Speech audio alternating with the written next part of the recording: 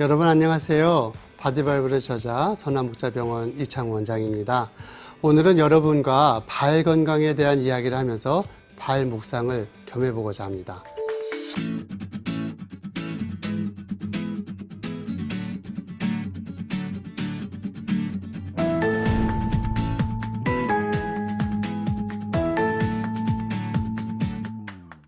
여러분, 우리 몸에서 가장 낮은 곳에 위치한 부위가 어딘지 아시죠?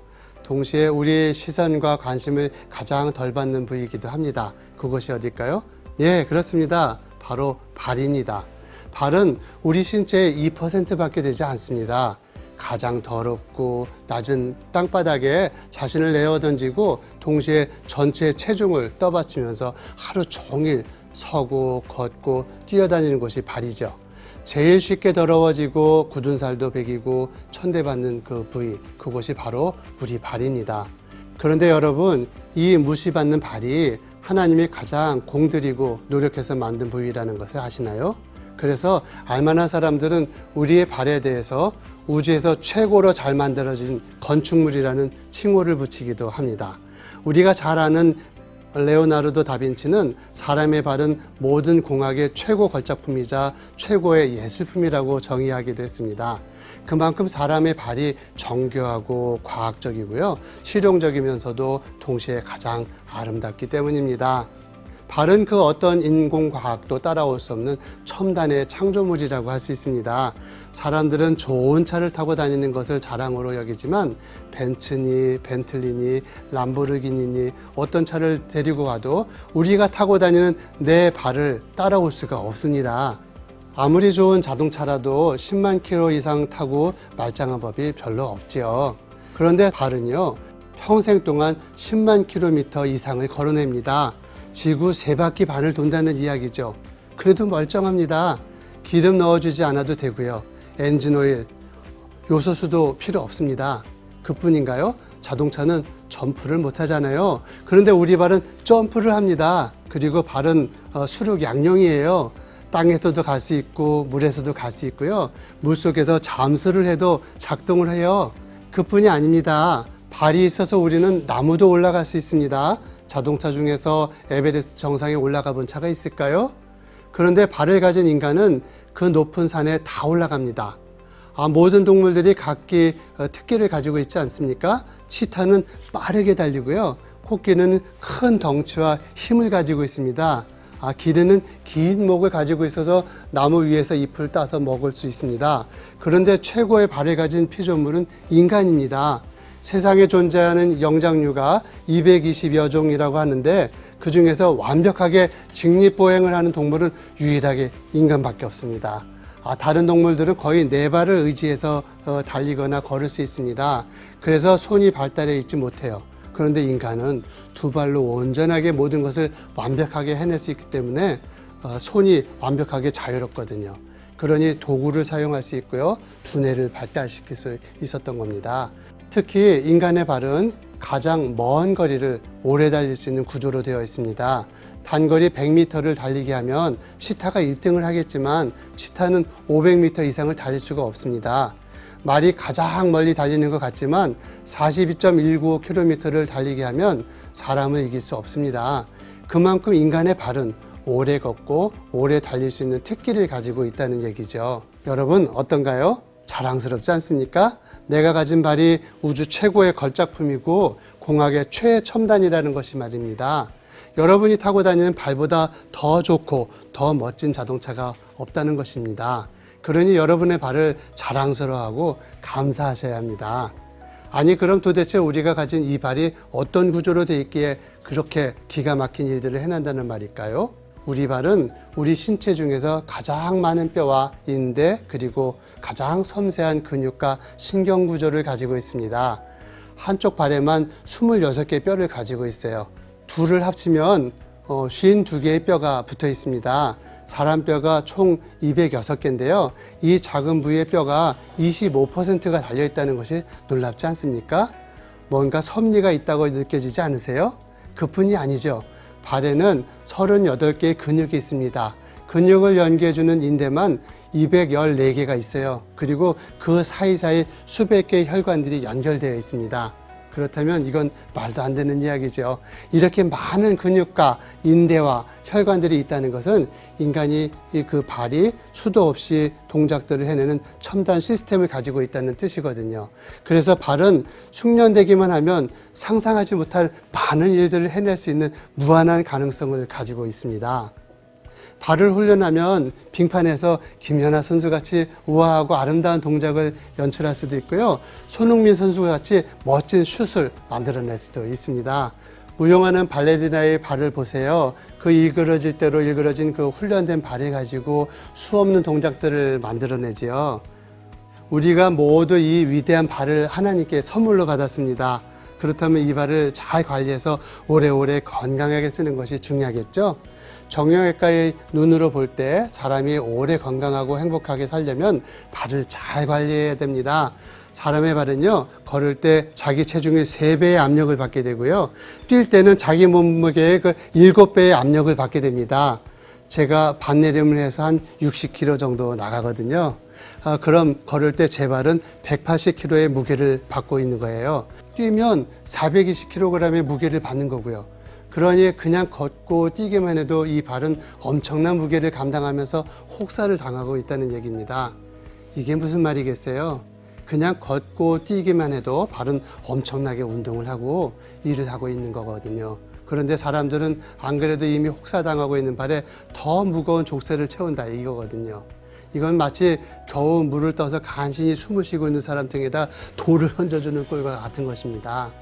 발에 족쇄를 채워서 생기는 대표적인 발 질환이 무지외반증입니다. 우리나라 5% 정도 되는 사람들이 그 무지외반증을 갖고 태어납니다. 이 질병은 남성들보다 여성들이 한 3배 정도 더 많거든요. 아름답고 날씬하게 보이려고 신고 다니는 하이힐이 문제가 되고 있습니다. 이런 구두나 신발을 신고 다니면 엄지발가락이 새끼발가락 쪽으로 쏠려가는 그런 기형이 발생하게 되겠죠.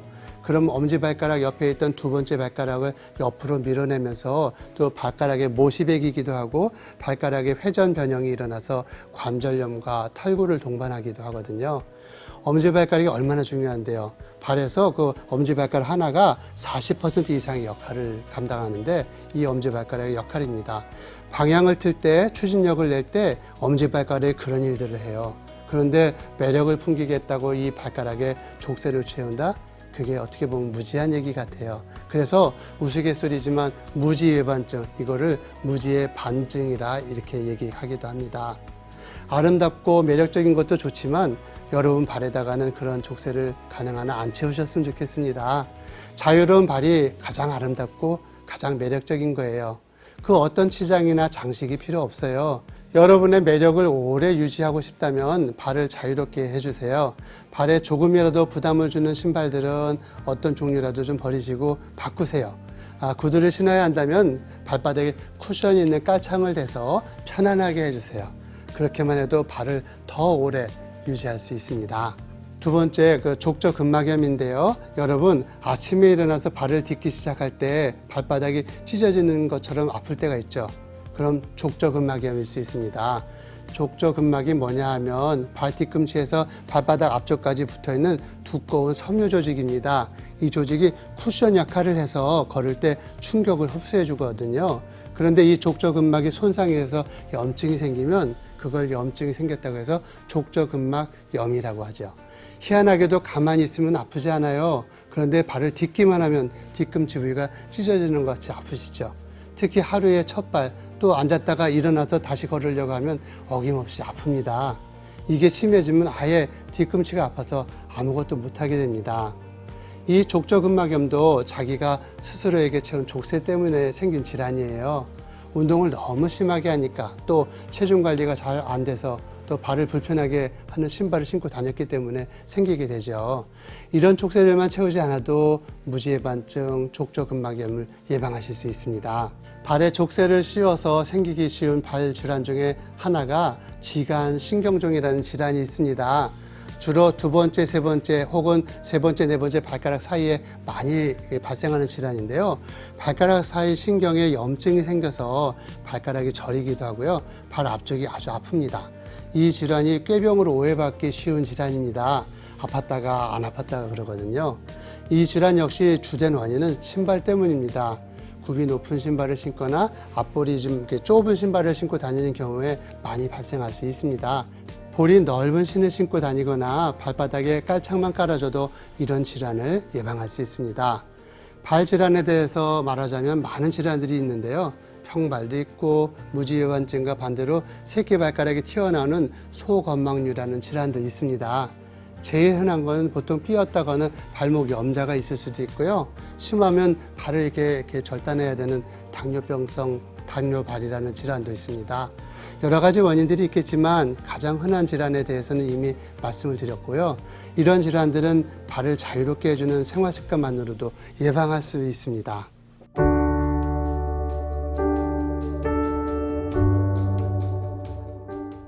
발에 족쇄를 채우지 말고 자유롭게 하라는 의학적인 처방은 저로 하여금 신앙의 심오한 세계로 초대해 줍니다.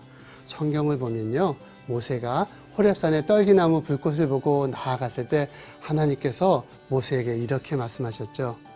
이리로 가까이 하지 말라. 내가 선 땅은 거룩한 곳이니 내 발에서 신을 벗으라. 여호수아가 여리고 전쟁을 앞두고 있을 때에도 여호와의 군대 장관이 나타나서 무릎을 꿇은 여호수아에게 동일한 말씀을 하셨습니다. 내 발에서 신을 벗으라. 내가 선 곳은 거룩하니라. 신을 벗는 것과 거룩한 곳이 무슨 상관이 있는 걸까요? 왜 하나님은 거룩함 앞에서 서게 될 때 신을 벗으라고 하실까요? 성경에서 신을 의미하는 단어로 쓰이는 히브리 단어는 보통 샌달을 의미하지만 그 속뜻 안에 무가치한 어떤 것을 가리킬 때도 있다고 합니다. 내 발에서 무가치한 것을 벗어버리라는 뜻이죠. 우리가 신발을 신는 이유는 두 가지가 있습니다. 하나는 뜨겁거나 동상 또는 뾰족한 것들로부터 발을 보호하기 위한 것이죠. 또 다른 하나는요, 발이 더러워지지 않게 하기 위해서입니다. 그런데 여러분, 그런 곳이 어딘가요? 바로 우리의 집이고 방 안입니다. 우리 방 안에서 신발을 벗고 다니죠. 방이 내 발보다 깨끗하고 내 발을 상하게 할 만한 그런 뜨거움이나 차가움, 뾰족한 것들이 없기 때문에 벗고 다니죠. 청결하고 안전한 곳에서 우리는 신발을 벗습니다. 만일 잠을 자는 내 방 안에서 신발을 신고 다닌다면 방 안이 더러워지겠죠. 바로 그것이 하나님의 임재하신 하나님의 나라입니다. 하나님의 나라는 헤엄도 없고 상함도 없고 먼지와 부정한 것들이 전혀 없는 거룩한 곳입니다. 신발을 신고 다닐 필요가 없는 것이고 내 더러운 발을 신고 들어갈 수 있는 것이 아닙니다. 모세가 서게 된 호렙산의 불꽃, 여호수아가 들어간 그 가나안 땅, 그것은 하나님의 임재의 성전이고 신을 신고는 들어갈 수 없는 거룩한 땅입니다. 저는 신을 신고 벗을 때마다 이런 묵상을 하게 됩니다. 집을 나갈 때 신을 신고 들어올 때 신을 벗으면서 우리는 하나님의 나라와 세상 사이를 오고 가는구나 이렇게 생각합니다. 거룩한 땅, 하나님의 임재 속에서 신을 벗고 세상을 구원하기 위해서 부정해준 땅을 누비고 다니기 위해서 신발을 신어야 하는 그런 거룩과 사명의 경계선 사이에 내가 존재하고 있구나. 하나님의 나라와 세상이라고 하는 나라, 그 두 나라에 거하면서 신을 벗고 신을 신고를 반복해야 하는 시간 속에 존재하다가 하나님이 부르시는 그날 신을 벗어버리고 그분의 임재 속에 영원히 들어가게 되는 것. 우리는 신을 벗고 신고를 반복하면서 이 훈련을 하고 있다는 생각을 하게 됩니다. 그렇습니다, 여러분. 우리는 현재 거룩과 세속의 경계 속에서 살아가고 있는 것입니다. 우리가 신고 다니는 모든 신발, 즉 재물과 지위와 지식, 내가 가진 능력, 내가 누리고 있는 조건들, 그 모든 신발들은 이 세상 세속 안에 있을 때 우리가 잠시 누리고 있는 신발들일 뿐입니다.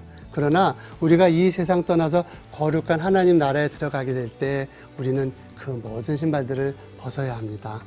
헐헐 털어버리고 자유로운 발이 되어서 그 나라에 들어가야 합니다. 어떻게 해야 우리가 부정하지 않은 자유로운 발이 될 수 있을까요? 예수님은 당신의 무릎을 꿇고 우리의 가장 낮고 비천한 자리에 놓여있는 발을 어루만지시면서 세족식을 해주셨습니다.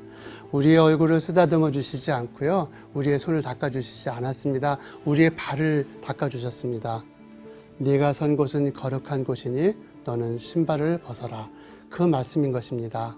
거룩하신 예수님은 인간이 자신의 율법과 행위로 자기를 청결케 할 수 없음을 긍휼히 여기시고 당신이 직접 당신의 손으로 우리의 발을 씻겨주심으로 거룩한 땅이신 그리스도 앞에 설 수 있게 해주셨습니다. 우리의 노력으로 거룩한 땅에 서는 것이 아니라 그리스도의 섬김으로, 그리스도의 희생으로 우리의 부정함을 닦아서 거룩한 땅에 서게 해주셨습니다. 우리의 발을 자유롭게 해주신 것입니다. 예수님은 심지어 자기의 발을 절대로 씻길 수 없다고 하는 그 베드로에게 내가 너를 씻어주지 않으면 네가 나와 상관이 없느니라고까지 말씀을 하셨죠. 여러분 자신의 발을 볼 때마다 어떤 느낌이 드시나요? 나이 들수록 늙어가는 발, 모진 세월 뒤틀리고 굳은 살이 배겨서 못생겨진 발, 씻어도 냄새가 나고 또 더러워진 발, 가리고 싶어지지 않나요? 가리지 않으면 누구의 집에도 방문조차 할 수 없을 만큼 부끄럽지 않나요? 그런데 여러분, 그 발을 주님께서 어루만져 주십니다. 주님께서 손수 씻겨 주십니다. 쳐다보기 싫고 냄새나고 누구의 집안에도 들어설 수 없는 이 발을 씻겨 주시고 거룩하고 빛나는 영광의 집, 주님의 집에 들어오라고 하십니다. 발을 볼 때마다 주님의 손을 생각해 보세요. 그리고 발을 소중히 여기십시오.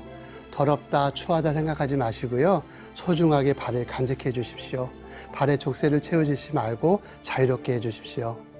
잠시 세상에 신발을 신고 돌아다니지만 신을 벗을 날이 올 것입니다. 주님이 내 발을 닦아주시고 주님 처소로 영접하시는 그날이 올 것입니다.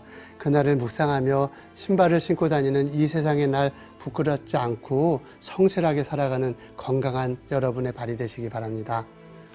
감사합니다. 지금까지 전환목자병원 이창호 장로였습니다.